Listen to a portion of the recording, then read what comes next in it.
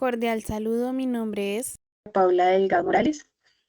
En el día de hoy me permito presentar la línea del tiempo en cuanto a la creación de la guitarra.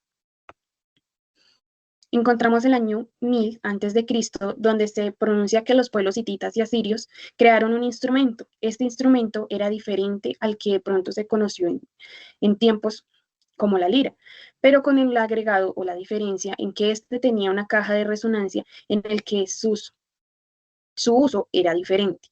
En el año 1400 antes de Cristo se dice que los griegos fabricaron un instrumento y se llama la guitarra. Y en ese mismo fue modificado también por los romanos y se llamó cítara, el cual fue llevado también a España.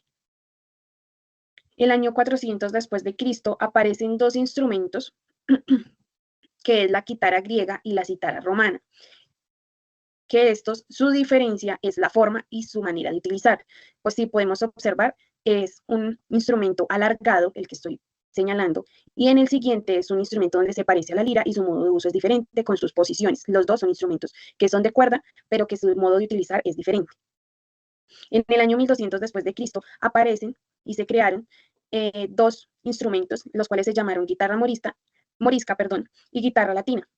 Estos dos instrumentos de cuerda existieron entre sus variedades con el fin de que nosotros podemos observar sus similitudes, pero también diferencias en las cuales su cuerpo y su forma son diferentes. En el año 1400 y 1500 después de Cristo, nació un instrumento llamado la vihuela, añadiendo dobles cuerdas y se ha incrementado su tamaño, siendo un instrumento de cuerda que se debe haber utilizado con pulsaciones y se caracteriza por tener un mástil más alargado con 10 u 11 trastes y 6 órdenes.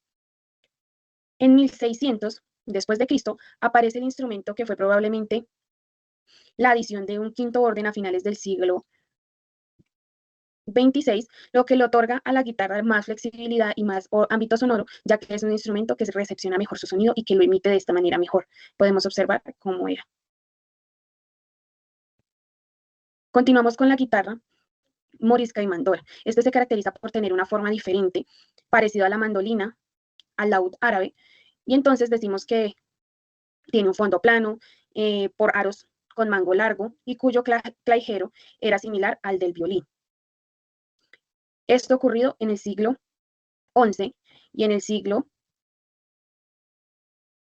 XIII.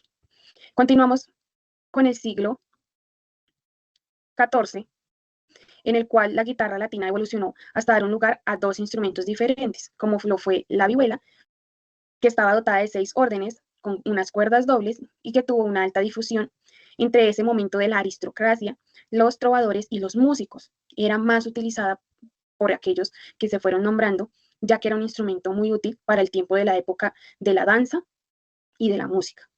En el siglo XVI empiezan a hacerse varias composiciones para la guitarra.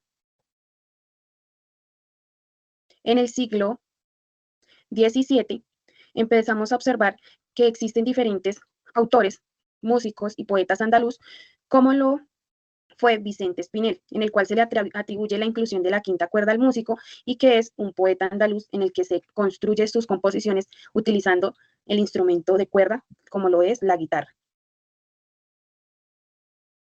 Continuamos con los siglos XVIII y siglo XIX, en el cual también nombra un importante autor, que es Jacob Otto, donde se agrega la guitarra que estoy señalando, la sexta cuerda, y se estandariza la afinación moderna.